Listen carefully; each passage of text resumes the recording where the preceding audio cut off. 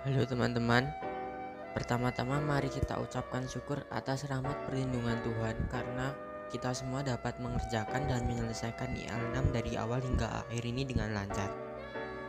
Lalu perkenalkan kami dari kelompok 1 kelas 9D yang beranggotakan Mikael S. Dwidi Putra nomor absen 26, Carolus Luanga Putra Bima Perkasa Kris Darmawan absen 12, Immanuel Hans Melanko absen 14, dan terakhir Immanuel Joshua Suryanto nomor absen 19.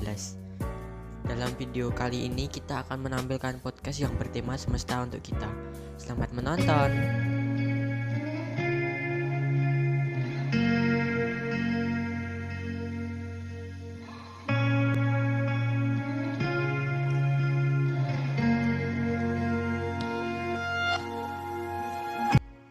Lingkungan adalah tempat di mana kita semua beraktivitas sehari-hari. Oleh karena itu, kita semua harus menjaga lingkungan di sekitar kita. Kita harus menjaga lingkungan agar tetap selalu bersih dan tetap terjaga. Salah satu menjaga lingkungan adalah dengan membuang sampah pada tempatnya dan jangan pernah menebang pohon secara liar. Kita juga bisa merawat lingkungan dengan cara menanam banyak pohon dan biarkan pohon itu tumbuh sendiri dan biarkan daun dan ranting semakin indah. Dengan kesadaran kita semua, kita dapat belajar cara merawat lingkungan di sekitar kita. Karena dengan mencintainya, kita dengan mudah terbiasa untuk belajar mengelola lingkungan. Sebuah penelitian di tahun 2015 menyebut Indonesia sebagai negara kedua penghasil sampah plastik terbesar di dunia setelah Tiongkok. Indonesia darurat sampah plastik dan itu ternyata terjadi beberapa tahun dari sebelum tahun ini. Sampah plastik menjadi masalah yang tak kunjung usai di berbagai negara dunia, tak terkecuali di Indonesia.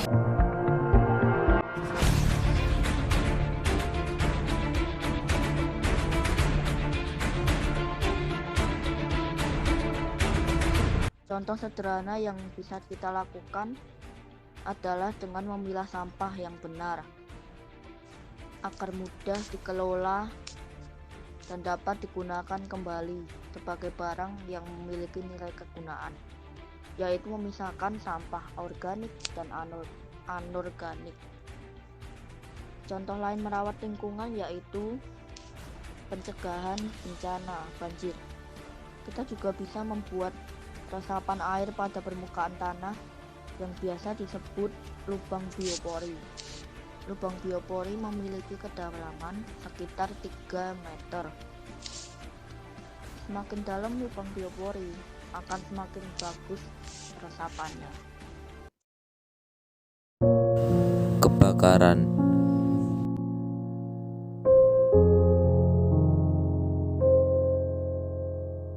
Pencemaran udara.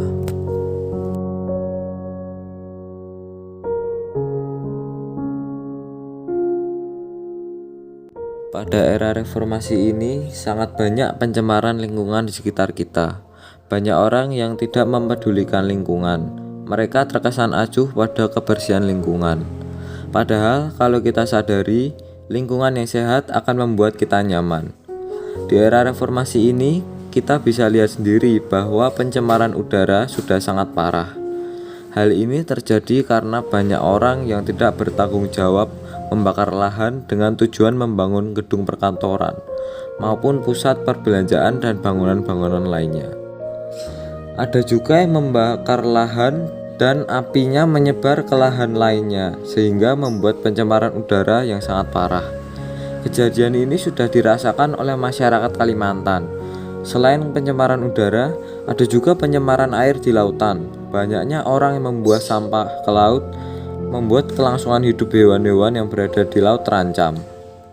Jika mereka memakan sampah-sampah tersebut, hewan itu bisa mati. Dengan banyaknya hewan yang mati, bisa membuat hewan itu punah. Era reformasi sekarang ini sangat berbeda dengan era Orde Lama dan Baru. Di era tersebut, orang-orang masih bisa menjaga lingkungannya agar tetap bersih. Dulu, jarang sekali ditemui orang-orang yang menebang pohon sembarangan. Karena jika mereka melakukan hal tersebut, mereka akan ditangkap oleh aparat negara. Hal ini sangat berbeda bila dibandingkan di era reformasi sekarang ini.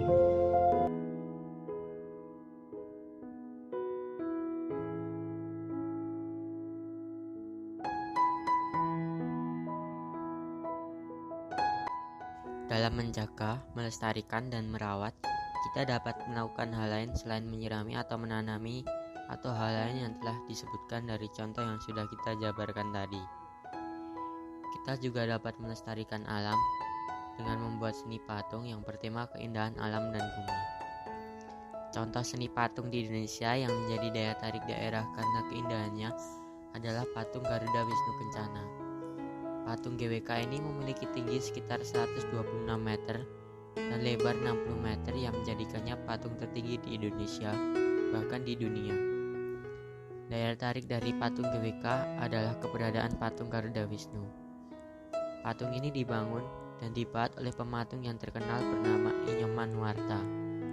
Rencana pembangunan patung Garuda ini dengan tujuan menjadikan GWK di Bali sebagai sebuah tempat wisata yang menawarkan salah satu karya seni patung terbesar dan karya paling menakjubkan. Tentunya karya seni ini mencerminkan nilai budaya lokal Bali. Dalam membuat seni patung, kita memerlukan alat tertentu, seperti alat pahat, putsir, meja putar, atau yang lain. Bukan hanya alat yang beragam dalam membuat seni patung, kita dapat menggunakan berbagai teknik seperti teknik pahat, teknik konstruksi, teknik cat, dan lain-lain. Dengan seni patung, kita dapat melestarikan alam dan hewan dengan membuat karya seni yang bertujuan memperlihatkan indahnya bumi ini. Maka dari itu kita harus menjaga alam. Contohnya yaitu kita membuang sampah pada tempatnya. Tidak boleh buang sampah sembarangan karena akan membuat banjir, pencemaran air, dan pencemaran tanah. Lalu tidak boleh menebang pohon sembarangan karena hutan merupakan paru-paru dunia yang akan berpengaruh ke seluruh dunia. Cukup sekian yang dapat kami sampaikan dan terima kasih karena telah menyimak dan menonton video kami. Dan kami mohon maaf jika ada kata yang tidak berkenan. Semoga Tuhan menyertai kita selalu dan mengabulkan doa kita dan melindungi kita selalu pada masa pandemi ini. Kami juga menyampaikan selamat untuk kelulusan bagi teman-teman kelas 9 dan semoga dapat masuk ke SMA yang difavoritkan. Jangan lupa untuk like dan subscribe-nya ya.